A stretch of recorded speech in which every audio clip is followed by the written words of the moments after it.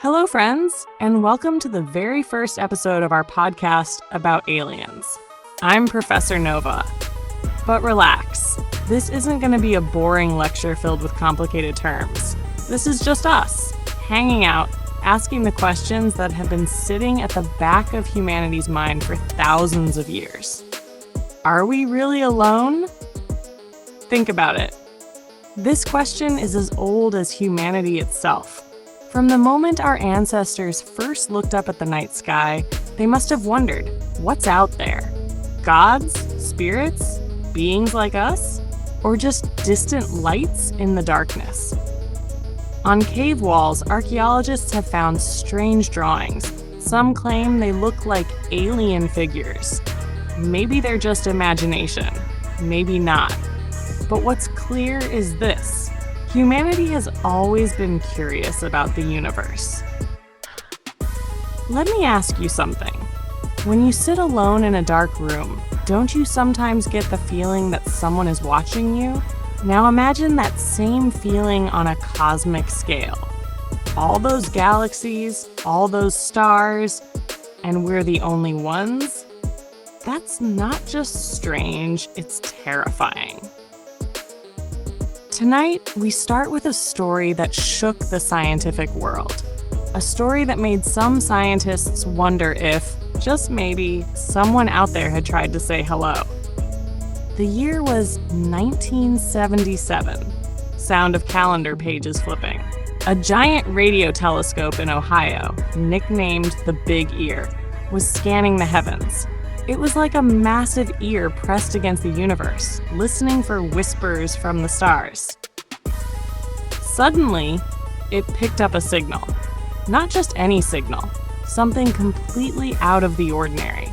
It lasted only 72 seconds, but it was so unique, so different, that the scientist on duty, Dr. Jerry Eman, scribbled one word in the margin of the data sheet: wow! And just like that, it became known as the wow signal. So, what was it? Some say it was a message from an alien civilization. Others argue it might have been interference or some random natural source. But here's the thing. The signal came from a patch of sky where we don't know of any Earth-based transmitters. Imagine it, 72 seconds of listening to someone. Or something, light years away. Maybe, just maybe, another civilization was waving at us, whispering, "Hello, we're here." And then, silence. The signal was never heard again. It was like someone turned on a flashlight for a moment in the dark, and then shut it off forever. And that's the mystery. Some believe this one signal is enough to prove we're not alone. Others say it needs to be repeated to be taken seriously. This is the crossroads where science and imagination meet. Science demands evidence. Imagination whispers, maybe a friend is out there waiting. In this podcast, we're going to follow this trail together. We'll start with the wow signal, then dive into ancient legends, UFOs, government secrets, possible alien visits to Earth, and finally, the future. This is just the beginning, but with each step we take, we move a little closer to answering the greatest question of all. Are we alone or not? Episode 2. All right, friends. In the last episode, we talked about the wow signal, the strange 72-second moment that might have been the first hello from another civilization. But tonight, let's travel back even further. Because curiosity about aliens isn't new. It's ancient. It goes back thousands of years. Picture this. Early humans living with stone tools, fire, and caves. Every night they looked up at the sky. The stars were mysteries, and the heavens were an unknown world. On cave walls, strange drawings appear. Some show figures with large heads and big eyes. Skeptics say these are just religious symbols, but others argue, wait, these look like the aliens we described today. Now let's jump to Europe, the year 1561. In the city of Nuremberg, Germany, people witnessed something shocking. Reports say there were cigar-shaped objects, glowing orbs, even saucer-like shapes flying across the sky, and some swore it looked like a battle above their heads. Remember, these people had no internet, no Hollywood movies, no science fiction books. So why describe something so strange, so detailed, that it made it into history? Scientists explain it as auroras, comets, or mass hallucinations. But the old drawings and records are filled with details that make it hard to dismiss. And it wasn't just Germany. Switzerland, Italy, even Persia have legends of heavenly lights. In ancient Persian texts and poems, there are mentions of beings descending from the skies. Then there's the Mayan civilization. Masters of astronomy, they carved images in their temples. One famous carving in Palenque shows a king in a position that to some looks like he's sitting in a spacecraft cockpit. Could it be misinterpretation? Maybe. But why do so many cultures across the globe share these strange similarities? Maybe our ancestors truly saw something. Or maybe their imagination was so powerful it echoes through history into our minds today. Either way, one thing is clear: humanity's obsession with the skies, and with others, is not new. It's ancient. And now, it's time to move from legends and myths into the modern era, where UFOs, technology, and science collide. Episode 3. Alright, friends. So far, we've looked at the wow signal and ancient sky stories. Now it's time to talk about what most people think of when they hear aliens, UFOs. So, what does UFO mean? It stands for Unidentified Flying Object. Basically, anything in the sky that you can't identify. It could be a flying saucer, or it could just be a plastic bag caught in the wind. Now, to be fair, many UFO reports have been explained later. Weather balloons, secret aircraft, meteors, you name it. But there are always some reports that remain unexplained. One of the most famous cases happened in 1947, the Roswell incident. A strange object crashed in Roswell, New Mexico. The military quickly arrived and collected the debris. Here's the shocking part. Their first official statement said, yes, it was a flying disc. Of course, the media exploded. Headlines screamed, aliens have landed. But only hours later, the military backtracked. No, it was just a weather balloon. Now you tell me, why say flying saucer first, then suddenly change the story? That's how the conspiracy theories began. Many believe a real alien spacecraft crashed at Roswell. Some even claim alien bodies were recovered and secretly moved to a hidden base. Of course, the government has always denied it, but ironically, the denials only made people more suspicious. The more they hid, the more curious everyone became. Roswell was just the spark. After that, UFO reports poured in from all over the world. Pilots, farmers, police officers, kids, everyone seemed to have seen something strange in the sky. Photos were taken, videos recorded, but most were blurry, shaky, or too vague to be called solid proof. Still, even if 90% of those reports are mistakes or hoaxes, that tiny remaining fraction is enough to keep us wondering. And that leads us to the next big question. Are governments actually hiding something from us? That's what we'll explore in our next episode. Episode 4. All right, folks, it's time to dive into one of the hottest questions. Are governments really hiding something from us? After Roswell, many people became convinced that the US military had found something it would never reveal. And that's how one place became forever linked with aliens. Area 51. Area 51 sits in the Nevada desert, a top-secret base. For years, the US government denied it even existed. They said, no, there's no such place.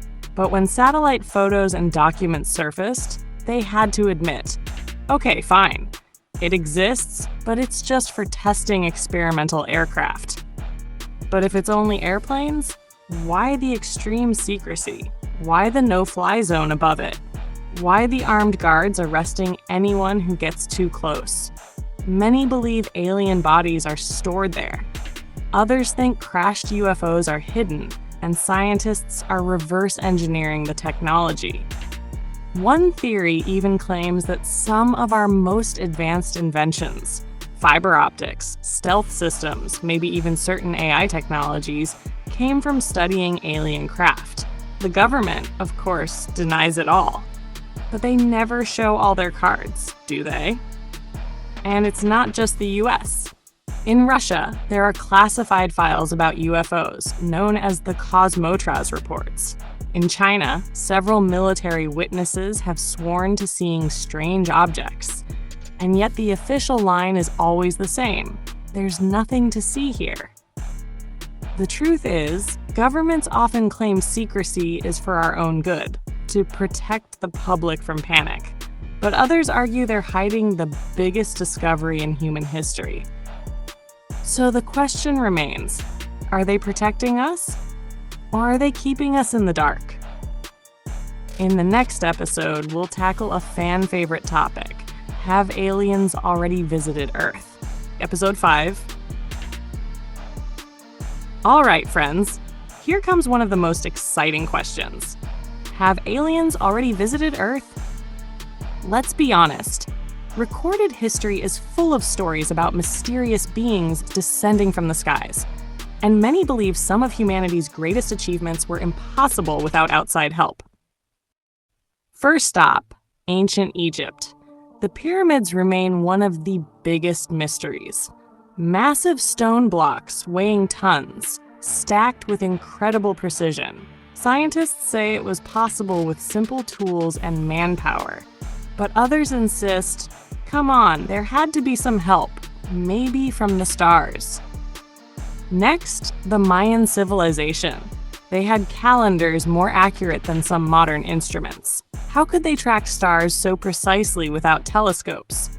Some argue they had teachers, not from Earth. But perhaps the strangest case is the Nazca Lines in Peru. Giant geoglyphs carved into the desert floor, only visible from the sky. Shapes of birds, monkeys, humans, even what looks like runways. So the question is, if humans made them, why create something you couldn't even see properly from the ground? One theory says they were messages to the visitors, like, land here. Sounds wild, but hey, why not?